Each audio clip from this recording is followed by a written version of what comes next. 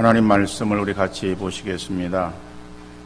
신약성경 야고보서 3장 17절, 18절 말씀을 보겠습니다. 야고보서 3장 17절, 18절 말씀, 두 절 말씀 제가 읽어드립니다. 오직 위로부터 난 지혜는 첫째 성결하고 다음에 화평하고 관용하고 양순하며 긍휼과 선한 열매가 가득하고 편견과 거짓이 없나니 화평하게 하는 자들은 화평으로 심어 의의 열매를 거두느니라. 아멘. 지난주에 3장 13절 이하의 말씀을 가지고 땅의 지혜와 세상의 지혜와 그다음 위로부터 난 지혜에 대해서 말씀을 드렸습니다. 세상 지혜, 땅에 있는 그러한 세상의 지혜는 사단에게서 오는 것으로 다른 사람들에게 해를 입히고 악을 행하는 것으로 이것은 우리가 추구해서는 안 되는 그러한 것이라고 말씀을 드렸습니다. 세상에서 지혜가 있다고 하는 사람들 중에 그 지혜를 가지고 다른 사람들을 속이고 피해를 주는 사람들이 얼마나 많이 있는지 몰라요. 우리 주변에는 엄청나게 큰 피해를 많은 사람들에게 주는 사람도 있고, 또 많은 사람들에게 큰 피해를 주지 않아도 주변의 사람들에게 이간질하고 불필요한 말들을 함으로 다른 사람의 마음에 상처를 주고 해를 입히는 그러한 사람들도 볼 수가 있습니다. 다른 사람들에게 잔머리를 굴리고 잔꾀를 피우는 것은 우리가 따라하거나 추구해야 될 그러한 모습은 아니다 라고 성경이 말씀하고 있습니다. 자, 그러나 오늘 우리가 추구해야 될 그러한 지혜가 무엇인가? 그래서 그 지혜를 위로부터 난 지혜라고 말씀을 드렸어요. 지난주에 이 말씀에 대해서 하나하나 일일이 생각해 보기보다는 개괄적으로 말씀을 드렸습니다. 위로부터 난 지혜를 가지고 세상을 살아갈 때에 그 세상을 살아가는 그러한 그 모습은 다른 사람들에게 있어서는 환영받고 인정받기보다는 오히려 비난의 손가락질과 조롱을 받는다고 말씀을 드렸어요. 사람들이, 그래서 제가 예를 든 것이, 사람들이 클로바 잎이 우성한 그러한 클로바 그 무더기 밭을 지나갈 때에 사람들의 시선은 거기에서 네 잎 클로바를 찾기에 여념이 없다라고 말씀을 드렸어요. 어느 누구나 그냥 지나치는 사람도 있겠지만은 대부분의 사람들은 거기에서 혹시나 하는 마음으로 그 클로바 잎들이 피어있는 그 곳을 주시해서 봅니다. 그 주시해서 보는 이유는 한 가지예요.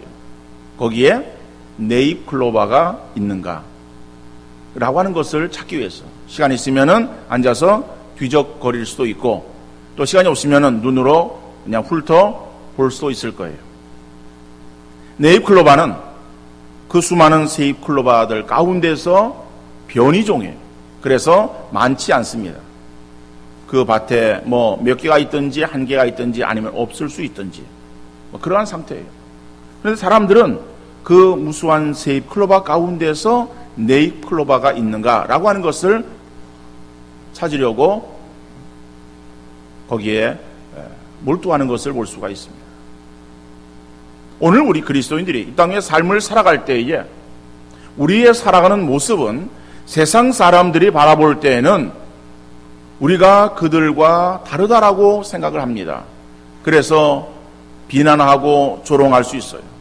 어떻게 세상을 저처럼 바보같이 살아가느냐라고 우리를 향해서 손가락질할 수 있습니다. 그러나 하나님은 이 세상을 바라보시면서 어떠한 사람을 찾기를 원하시는가 하면은 세상의 수많은 사람들, 그들에게 관심 있는 것이 아니라 그 가운데서 그들과 다른 모습으로, 구별되어진 모습으로 삶을 살아가는 그리스도인들 한 사람 한 사람을 찾으시는 하나님이십니다.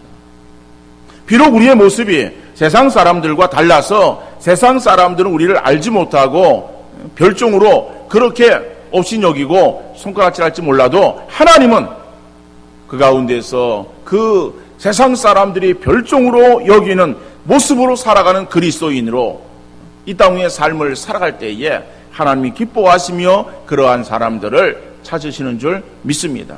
그래서 우리는 그러한 하나님의 그 기대를 가지고 그 기대에 부응하며 기대를 어그러뜨리지 않는 삶을 살아가는 그리스도인이 되어야 된다라고 지난주에 말씀을 드렸습니다.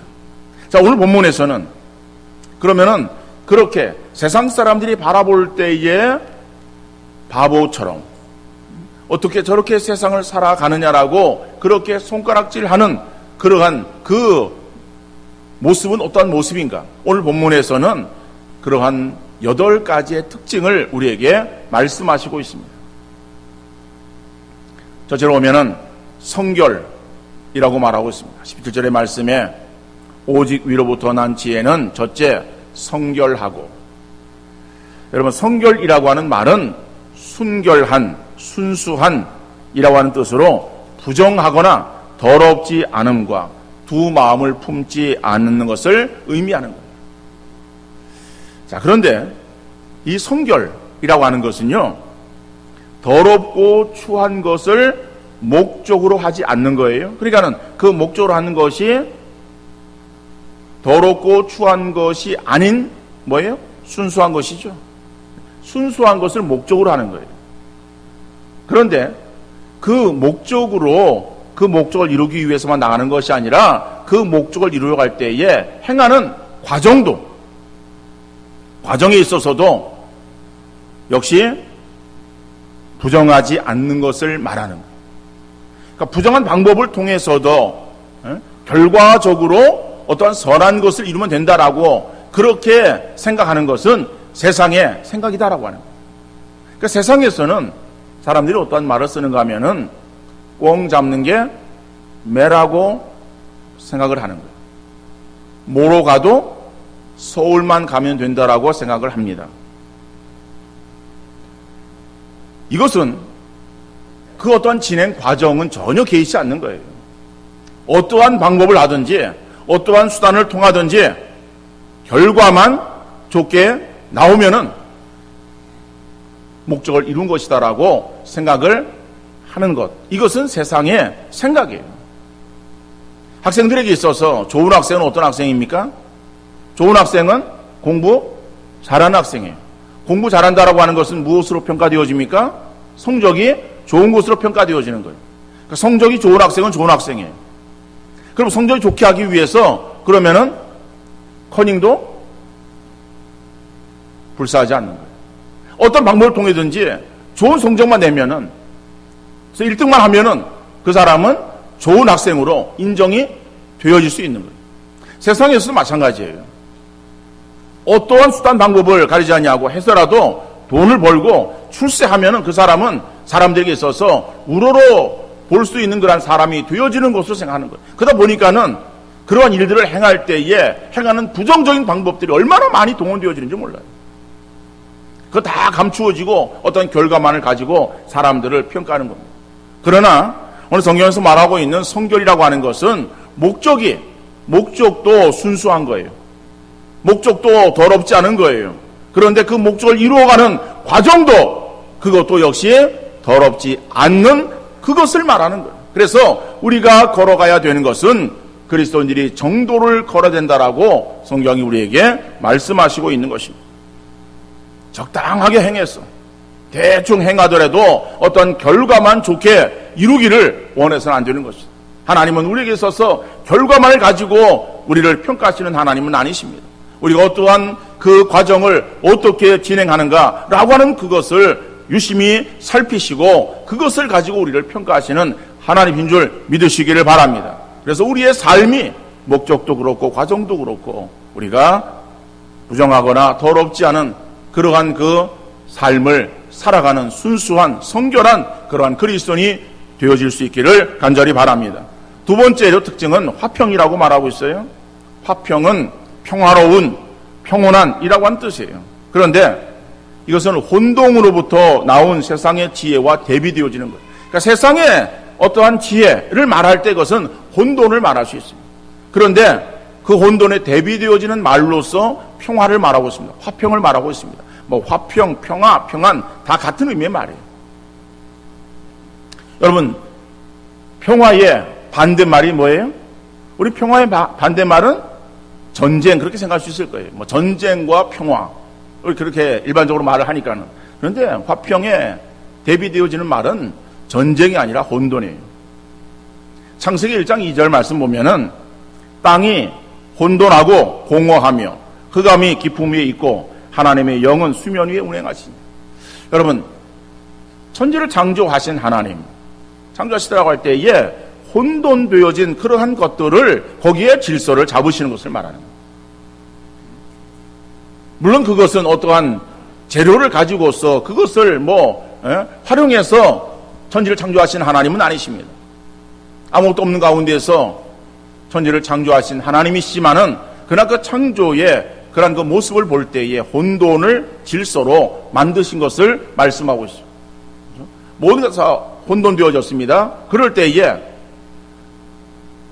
하늘과 땅을 나누시고, 그리고 윗물과 아랫물이죠. 나누시고 거기에 물과 뭇을 나누시고, 그래서 하늘에 해와 달과 별, 그리고 날짐승들을 만드시고, 그리고 물과 뭇을 나누시고 물에는 조류를 만드시고, 그리고 뭇에는 식물과 동물을 만드시고, 이런 어떤 질서를 행하시는 하나님. 그래서 그러한 질서의 어떠한 세계를 바라보시면서 하나님 뭐라 말씀하십니까? 보시기에 심히 좋았더라 말씀하시는 거예요.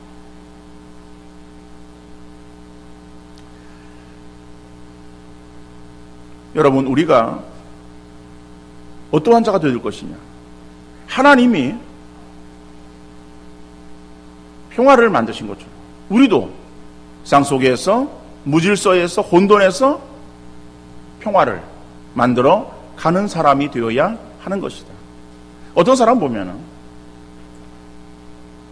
잘 되어지는데 그 사람이 들어가면은 그러면은 질서가 깨지고 혼란스럽고 거기에 무법천지고 문제가 막 발생하는 그러한 경우들을 많이 볼 수 있습니다. 어떤 사람은 막 그러한 혼돈되어진 그러한 상황 속에 그 사람이 들어가서 모든 것들이 다 정리되어지는 것을 볼 수 있습니다. 그렇죠? 위로부터 난 지혜는 모든 것들을 다 어지럽히는 혼돈이 아니라 그 가운데서 그것을 정리하는, 그렇죠? 그것을 평화롭게 하는 그러한 이 평화가 위로부터 난 두 번째 지혜의 특징이라고 말씀하고 있습니다. 세 번째 특징은 관용을 말하고 있습니다. 관용. 관용이라고 하는 것은 온화한, 온순한, 공정한 이라고 하는 뜻을 가지고 있는 단어입니다. 그래서 세상의 지혜를 가진 독선적이고 오만한 사람의 마음과 달리 참을성과 이해심이 많고 관대하며 친절한 마음을 의미하는 단어가 관용이에요. 그러니까 위로부터 난 지혜를 가지고 있는 사람은 이웃의 실수나 잘못으로 인하여 그 마음이 옹졸해지지 않고 마음이 피좁아지지 않는 것을 말하는 거예요. 다른 사람이 자기에게 어떠한 마음을 상하게 한 한마디로 인해서 그 사람을 영원토록 보지 않을 것처럼 등 돌리지 않는 것을 말하는 거예요. 물론 이것은 다른 사람이 행한 어떠한 잘못이나 죄에 대한 정당성을 부여하는 것을 말하는 것은 아닙니다. 성경은 죄에 대해서, 악에 대해서 결코 그것을 용납하지 않습니다. 잘못에 대해서, 실수에 대해서, 어떠한 죄에 대해서 분명히 그것은 잘못한 거예요. 잘못한 것은 잘못한 거예요. 그러나 그 잘못한 그러한 경우를 이해를 하고, 그리고 그 사람이 행한 그러한 것에 대해서 이해하고, 그리고 용서해주고, 그리고 덮어주는 그러한 마음이 우리에게 있어야 됨을 말씀하고 있는 거예요. 더 나아가서 관용이라고 하는 것은 너그러움을 말함과 동시에 사려 깊음이라고 하는 의미도 들어있습니다. 그러니까 어떠한 모든 것들을 내 입장에서만 생각하는 것이 아니라 상대 입장에서 헤아려 보는 것을 말하는 거예요.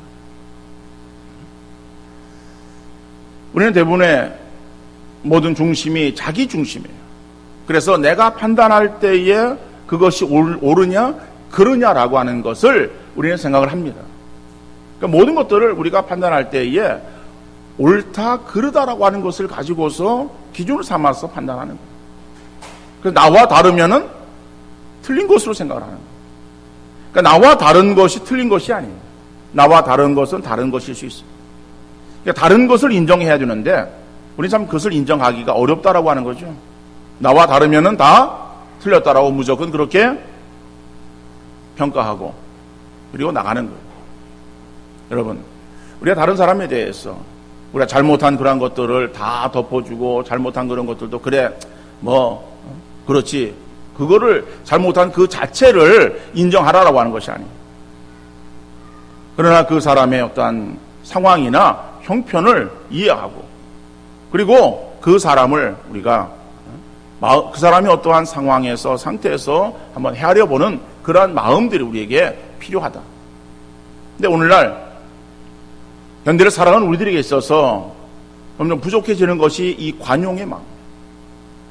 그래서 바울은 빌보 교회에 편지하면서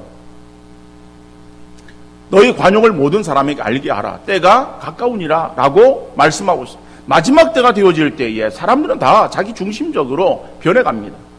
개인주의적이고 이기주의적이고 어떤 자기가 중심이 되어서 모든 것들을 행하는 그러한 시대가 되어질 때에 우리 그리스도인들은 자기보다 다른 사람들을 헤아릴 수 있는 그러한 좀 넓은 마음이 우리에게 있어야 된다라고 하는 것을 말하고 있는 거예요. 다른 사람에게 있어서 한마디 했다고 그거를 가지고 마음 풀지 아니하고 계속해서 꽁한 그런 그 마음을 마음속 깊이 간직하는 그러한 것들은 우리 그리스도인으로서 가져야 될 그러한 자세가 아니다라고 하는 것이죠. 네 번째로는 양순을 말하고 있습니다. 양순. 양순이라고 하는 단어는 복종하다라고 하는 그 단어에서 유래되어진 거예요. 그래서 쉽게 순종하는 고분고분한 이러한 의미를 가지고 있습니다. 우리 부모들은 자기 자녀들에게 있어서 왜 바보같이 맞고 다니느라고 야단을 쳐요. 지금의 부모들은 그렇지 않을 수 있을지 모르겠어요. 근데 제가 어렸을 때만 하더라도 아이들이 많아서 그 많은 아이들이 서로 이렇게 지나치다 보면은 서로 싸우기도 하고 다투기도 하는 거예요. 그러다 보면은 한 대 맞고 들어오는 거예요. 코피를 흘리기도 하고 아니면은 그냥 맞고선 울면서 들어옵니다. 울면서 들어오는 그 아이를 향해서 엄마는 속이 상해서 그래서 아이에게 있어서 소리를 지르는 거예요. 왜 바보같이 맞고만 다니?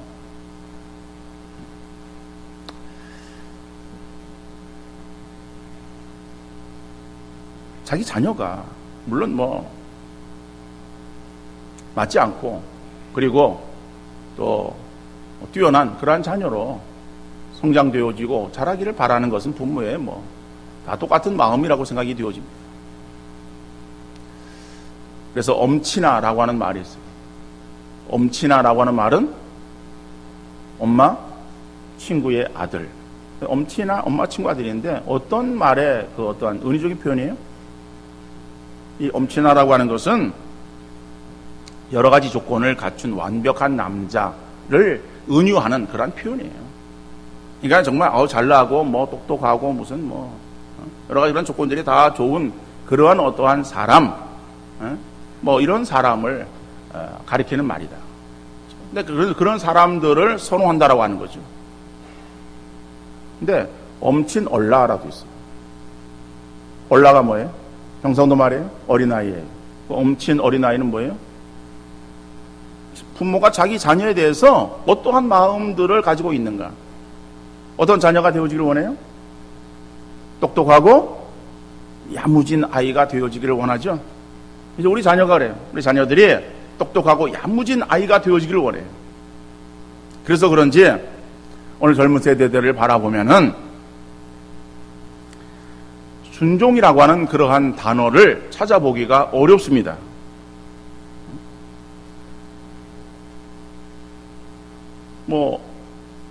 고분고분하다 이런 어떠한 의미를 우리가 찾기보다는 굉장히 아이들이 다루기 힘들어요. 그래서 어떤 사람은 그것을 어렸을 때부터 엄마의 젖을 모유를 먹고 자라야 되는데 엄마의 모유 대신에 소의 젖을 먹고 자라서 소처럼 그렇게 들이받아서 아이들이 그렇게 되어진다라고 말을 하기도 합니다만은 이유가 어떻든지는 모르겠어요. 그러나 우리 젊은 그러한 세대들의 특성들을 보면은 부모의 그러한 바람 속에서 그렇게 되어진 건지 아니면은 우유를 먹어서 그런 건지 그건 모르겠습니다만은 어떠간에 세상에 어떤 돌아가는 풍조가 그런 거예요. 그래서 물론 자기 어떠한 그러한 주장들을 자기 어떠한 생각들을 전혀 말하지 말라라고 하는 것이 아니에요. 그런 것이 아닌데 자기의 생각과 다르다라고 생각되어지면은 전혀 그것을 받아들이려고 그러지 않아요. 내 생각과 다르면은 전혀 거기에 대해서는 생각조차 하지 않으려고 합니다. 여러분, 이것이 정말 그 아이의 어떤 개성을 키워주고 그 아이의 어떤 특성을 무너뜨리지 않는, 기죽이지 않는 그러한 교육 방법일까? 그것은 아니에요. 물론 이 양순이라고 하는 것은 복종한다라고 하는 그런 유래되었지만은 복종이라는 단어와는 좀 달라요. 복종은 그저 절대 복종 그러면은 어떠한 이야기에도 전혀 거기에 군소리하지 아니하고 그냥 머리를 숙이고 말을 듣는 이런 어떠한 의미를 우리가 생각할 수 있어요. 그런데 양순이라고 하는 것은 그런 것은 아닙니다. 이런 것들이 합리적이고 이에 타당성한 그러한 말에 대해서는 그것을 받아들이는 것을 수용하는 것을 말하는 거예요. 전혀 모든 것들을 다 배제하는 그러한 것을 말하는 것이 아니에요. 성경 잠언 12장 15절에 보면은 미련한 자는 자기 행위를 바른 줄로 여기나 지혜로운 자는 권고를 듣느니라. 미련한 자는 자기 행위를 바른 줄로 여기는 거예요. 그러니까 자기 생각이 다 옳은 거예요. 자기가 행하고 판단하는 그 모든 것들이 다 맞는 거예요. 그리고 자기 생각에 맞지 않는 그런 것들에 대해서는 다 물리치는 거예요. 근데 이런 사람들은 성경에서 뭐라고 말하고 있습니까? 지혜로운 자가 아니라 미련한 자라고 말하고 있어요. 지혜로운 자는 권고를 듣느니라. 다른 사람의 행하는 그러한 정당한 이야기에 고개를 숙이고 수긍하는 그러한 자세를 갖는 것을 말하는 거예요. 이것이 양순이에요. 다섯 번째 특징으로는 긍휼을 말하고 있습니다. 긍휼. 긍휼을 나타내는 이 단어, 이것을 보면은 엘레오스라고 하는 그러한 그 원형이 그런 말인데, 이것은 이 단어를 쓸 때는 고통 가운데 있는 죄인들을 향한 하나님의 자비하심, 어떤 동정심이라고 하는 뜻을 가지고 있는 단어예요. 그러니까는 긍휼이라고 하는 것은 시기에 반대되어지는 그러한 것으로 남의 비참한 형편에 대해서 동정심을 갖는 것인데, 단순하게 동정심만을 갖는 것이 아니라 동정과 함께 실제적인 도움을 주는 것을 말하는 거예요.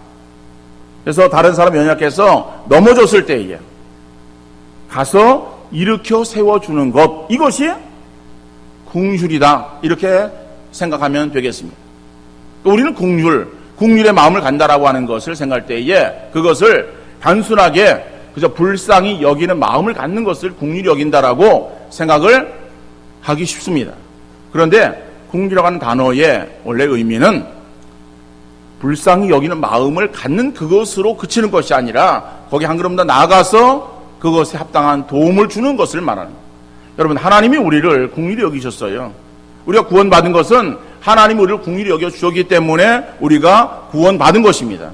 그럼 하나님께서 우리를 긍휼히 여기셨다라고 할 때에 그것이 우리가 죄 가운데에 우리가 죽을 수밖에 없습니다. 그러면은 아이고 저놈들이 다 죽겠네, 아이고 불쌍해서 어떡하나 라고 그냥 그렇게 그런 마음만 가지시고 그냥 계셨어요? 그래서 우리가 구원받았습니까? 아니죠. 그런 마음으로 인해서 독생자 예수 그리스도를 우리에게 있어서 보내어 주시고 우리를 위해서 십자가상에서 피 흘려 죽게 하시고 그 죽을 믿는 믿음을 우리에게 주셔서 그 믿음으로 우리가 구원함을 얻게 하시는 하나님의 이러한 능력, 은혜, 이것으로 인해서 우리 구원받은 거예요. 그러니까 하나님 우리를 긍휼히 여기셨다라고 하는 것은 하나님 우리를 불쌍히 여기시는 마음과 아울러서 행하는 그 어떠한 행위, 이것을 포함해서 긍휼이라고 말하는 것이다. 그렇다면은 오늘 이로부터 난 지혜를 가진 우리 성도들에게 있어서도 바로 이러한 긍휼이 우리의 심령 속에 있어야 될 줄로 믿습니다. 그것은 다른 사람을 바라보면서 불쌍히 여기는 그러한 마음만 갖는 것이 아니라 그 불쌍히 여기는 그러한 마음과 아울러서 행하는 행동이 동반되어야 하는 것이다. 그러니까 긍휼이라고 하는 것은 단순한 마음 그 자체만을 말하는 것은 아니다. 그런데 여섯 번째 특징으로서 선한 열매를 말하고 있습니다. 그 선한 열매는 다섯 번째의 긍휼과 연관되어지는 말이에요. 그러니까 선한 열매도 역시 어떤 결과를 나타내는 행위죠. 그러니까는 그러니까 이 긍휼도 그 불쌍히 여기는 마음에 어떤 행위가 동반되어지는데 그러한 그 행위, 이것을 좀 더 나타내는 말이 선한 열매다. 그래서 긍휼과 선한 열매는 같은 맥락에서 우리가 생각하면 되겠습니다. 일곱 번째는 편견이 없다라고 하는 거예요. 편견을 나타내는 그러한 이 단어는 보카보예요. 디아크리토스라고 하는 그러한 단어인데 이거는 아라고는 부정접두어, 그런 접두 아와 그 다음에 디아크리노라고 하는 그러한 그 단어. 그래서 구별되지 않은 이러한 어떠한 의미예요. 그러니까 편견이 없다라고 하는 것은 구별하지 않는다라고 하는 그런 거예요. 여러분, 편견을 우리가 갖는다라고 하는 건 사람의 외관만을 바라보고서 판단하거나 공정성을 잃은 행위를 말하는 것이죠. 근데 그런 행위를 가지 않는다라고 하는 것을 의미하는 것입니다. 사람을 외모로 취해서 구별하는 것, 차별 대우하지 않는 것, 이것이 편견을 갖지 않는다라고 하는 것. 우리가 사람들에 대해서 편견을 가져서는 안 돼요. 오늘날 사회에는 부당한 차별들이 많이 있습니다. 대표적인 것이 무엇입니까? 인종차별, 직급의 차별, 빈부차별, 성에 대한 차별, 이런 많은 그런 차별들이 있어요. 그래서 우리나라에서도 이 차별에 대해서 차별금지법이라고 하는 것이 국회에서 발의되어서 그것이 통과되고 그것으로 인해서 우리가 반대를 하고 있어요. 반대는 그리스도인의 반대하는 이유가 무엇이냐? 그건 다른 것이 아닙니다. 어떠한 그 소수자들 그 가운데서 무슨 외국인이라든지 어떤 장애를 가진 사람이라든지 이런 사람들이 차별을 받아서는 안 된다. 그러니까 동등한 그러한 권리를 가지고 살아가야 된다라고 하는 것에는 우리가 다 동의합니다. 그래야 됩니다. 사회는. 그러나 그 가운데에 무엇이 있는가 하면은 동성애에 대한 어떤 그러한 동성애자를 성애에 대해서 차별을 받는 사람으로 그렇게 구분하는 거예요. 또 어떤 종교적인 그런 부분에 있어서 이단을 우리가 금한다라고 할 때 그것이 어떠한 차별을 한다라고 그렇게 거기에 포함되어 있는, 그러니까 우리 그것을 받아들일 수 없다라고 하는 거예요. 이단은 분명히 우리가 구별해야 되고 그 다음에 동성애도 우리가 분명히 구별해야 된다라고 하는 거죠. 그 성경에 보면은 동성애는 죄악이에요. 그 죄악을 우리가 받아들일 수 없다라고 하는 거예요. 그거는 어떠한 성차별로 이렇게 우리가 차별로 보는 것이 아니라 다른 그러한 부분으로 그것을 접근해서 그거는 우리가 해결해야 될 그러한 부분이에요.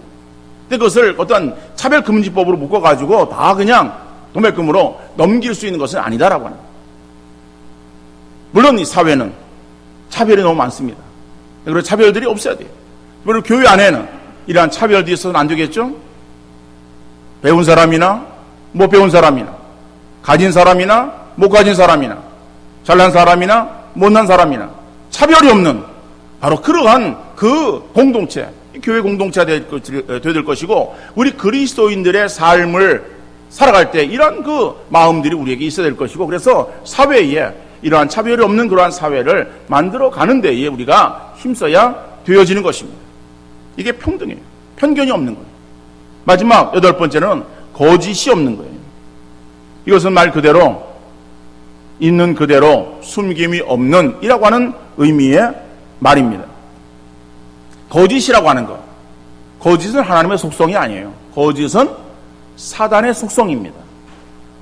그래서 성경은 사단을 말할 때에 거짓의 아비, 그 다음에 미혹의 영이라고 그렇게 말하고 있습니다. 속이는 데에 대가예요. 광명의 천사로 위장한다라고. 아주 위장의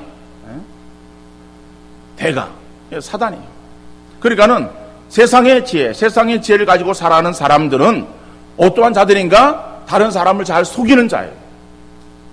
다른 사람을 속이며 살아가는 그러한 그 사람, 이런 사람들을 우리는 지혜롭다라고 말하기도 하는 거예요. 사람을 속여서 그것이 걸려서 감옥에 들어갑니다. 그러면은 내가 잘못했구나, 다시는 이러한 삶을 살지 말아야지 라고 생각을 해야 되는데도 불구하고 들어가서 같은 그러한 부류의 사람들을 만나요. 그래서 거기에서 악한 지혜를 또 거기에서 서로 내게 됩니다. 그러면은 이번에 이렇게 걸렸는데 어떻게 하면 걸리지 않을까? 이렇게 하면 걸리지 않을 것이다. 이렇게 거기서 뭐 다른 방법들을 배워서 나오는. 그래서 나와가지고 또 그런 방법들을 시행하다가 또 들어가게 되어지고, 그래서 재범, 3범, 4범. 이게 사회의 모습. 사회는 다른 사람들을 속여야 내가 살아갈 수 있을 것처럼 생각을 합니다. 그리고 속이는 것이 너무나 당연하게 생각을 하는 거예요. 여러분, 다른 사람을 속인다라고 하는 거, 이것은 잘못되어진 거예요. 오늘날 세상이 잘못되어서 잘못된 것을 행하면서도 그거 잘못되어진 것을 깨닫지 못하고 살아가는 이 세상 속에서 성경은 잘못되었다라고 말하고 있는 거예요. 뭐가 잘못되었어요? 다른 사람을 속이는 것이 잘못되었다라고 말하는 거예요. 거짓이 잘못되었다라고 말하는 거예요. 그러니까 우리 그리스도인의 생활들, 위로부터 난 지혜를 가지고 살아가는 사람은 거짓이 없는 그러한 삶을 살아야 되어지는 것입니다. 우리가 다른 사람들을 속이려 들어서 안 되고 속여서 안 되는 것이죠. 또 자기 자신을 속여서도 안 되는 거예요. 우리는 자기 자신을 속이려고 그래요. 그러니까 자기 자신을 속이려고 많은 위장을 하고 거기다가 더 포장을 많이 합니다. 여러분, 누가 다른 사람이 나의 약점을 이야기를 하면은 그 약점을 받아들이는 사람이 얼마나 됩니까? 누가 나한테 한마디 하면은 그것을 어떤 약점을 이야기를 해서 나를 괴롭히는 것으로 생각을 하는 거예요. 그래서 그 약점을 받아들이는 것이 아니라 그것을 향해서 우리는 합리화시키는 거예요. 자, 그것을 포장하는 거예요. 여러분, 포장한다고 그 약점이 없어집니까? 약점은 사람이 약점이 있어요. 그 약점을 우리가 인정해야 돼요. 그리고 그 약점을 보완하려고 그래야 돼요. 내게 있는 약점이 무엇인가? 그걸 알아서 자꾸 그것을 보완하려고 행해야 되는 것이지, 그걸 감추려고 그러고, 그 위장하려고 그럴 때에 자기가 아무런 도움이 안 돼. 그 순간은 모면할 수 있어요. 사람이 실수할 수 있습니다. 실수할 때에 어떻게 합니까? 다른 사람이 실수를 이야기하면은 그것을 인정하는 것이 우리에게 있어서 정당하고 필요하다라고 하는 거예요. 사람이 실수할 수 있어요. 사람이 완벽하고 완전할 수 있습니까? 그럴 수 없어요. 그럼 내가 불완전한 그런 상태에 있기 때문에 실수할 수 있어요. 그러면 다른 사람이 나의 실수를 말해주면은 고마운 마음을 가지고, 그렇습니다, 감사합니다. 그리고 그 실수를 보완하려고 하는 것이 지혜로운 사람이죠.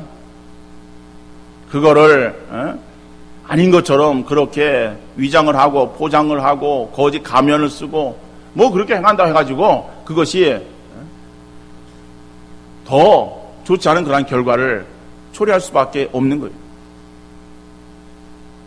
오늘날 사회를 바라보면서 우리가 세상 사람들 향해서 손가락질을 합니다. 세상에 어떤 문제를 일으키는 그런 사람들, 다 자기의 실수나 자기의 잘못을 인정하려고 그러지 않아요. 다 회피하려고 그러고 다 변명을 대는 거예요. 거기서 빠져나오려고 그러는 거예요. 빠져나오기만 하면 되는 거예요. 그래서 어떻게든 간에 그런 상황을 모면하려고 그래요. 책임지는 사람이 한 사람도 없더라고 우리는 말을 합니다. 그런 모습이 오늘 그리스도인의 모습이 되어서는 안 되는 거예요. 우리 실수를 인정해야 되고, 다른 사람 속이는 것이 아니라 다른 사람에 대해서 정당해야 되고, 자기 자신에 대해서도 우리는 거짓이 없어야 되는 거예요. 이게 위로부터 난 지혜를 가진 사람들의 특성이라고 말하고 있습니다. 이 8가지의 특성을 우리에게 말씀하고 있습니다. 여러분, 그런데 이런 것들을 우리가 성경에 기록되어진 하나의 문자로만 그 내용을 숙지하는 것으로 그치지 말기를 바랍니다. 우리는 대부분 이런 것들을 우리의 머릿속에 담아두려고 그래요. 그래서 위로부터 난 지혜의 8가지 특징이 무엇이냐 해서 이것을 외우려고 그래요. 물론 외우는 거 좋습니다. 근데 외우는 목적이 무엇인가? 이것을 잘 알려고 외우는 것이 아니라 이것을 잘 행하려고 우리가 알기 위해서 외우는 것이 필요하다라고 하는 거예요. 행하지 아니하고 우리 속에 많은 것들을 머릿속에 담아둔다고 우리의 삶의 변화가 일어나겠습니까? 우리가 하나님께 칭찬받는 그러한 사람의 모습이 되어질 수 있겠습니까? 하나님 말씀은 우리 머릿속에 많은 것들을 기억하고 담아두라고 우리에게 말씀을 주신 것이 아니라 그 말씀대로 실천하며 살아가도록 하기 위해서 말씀 주신 줄 믿으시기를 바랍니다. 여러분, 역사관이나 박물관에 가면은 유물들이 있어요. 그리고 귀한 자료들이 있습니다. 그 자료들이 어디에 있습니까? 유리관 안에 진열되어 있어요. 그 진열되어 있는 그러한 그 유물들, 어떠한 자료들은 손대지 못하도록 되어 있습니다. 만지지 못하는 거죠.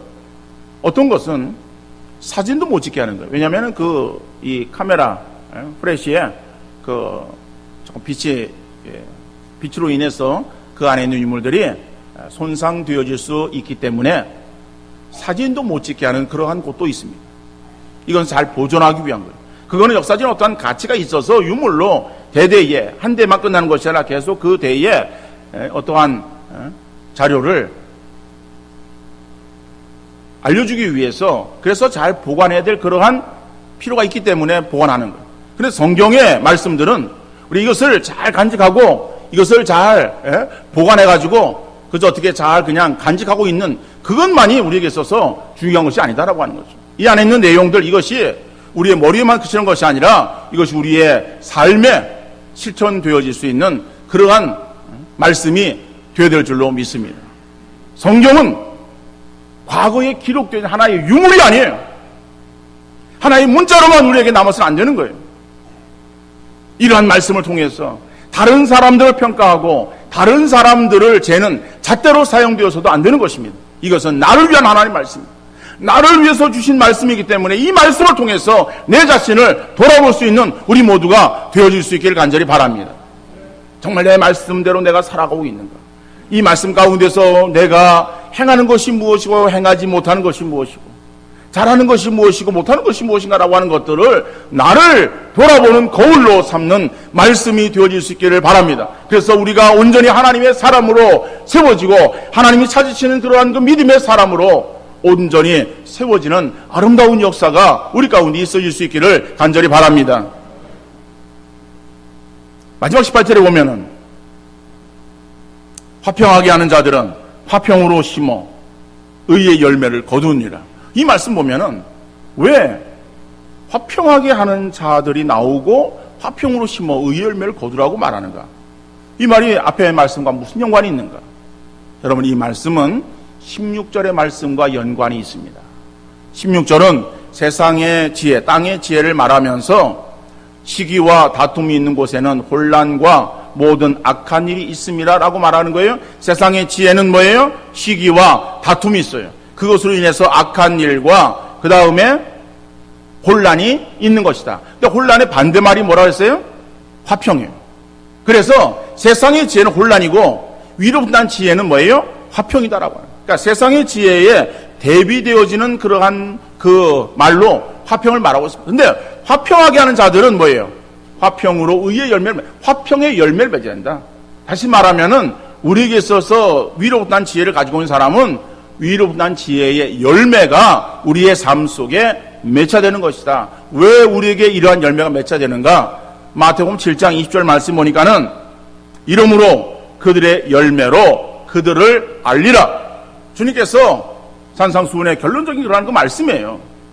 그들의 열매로 그들을 알리라.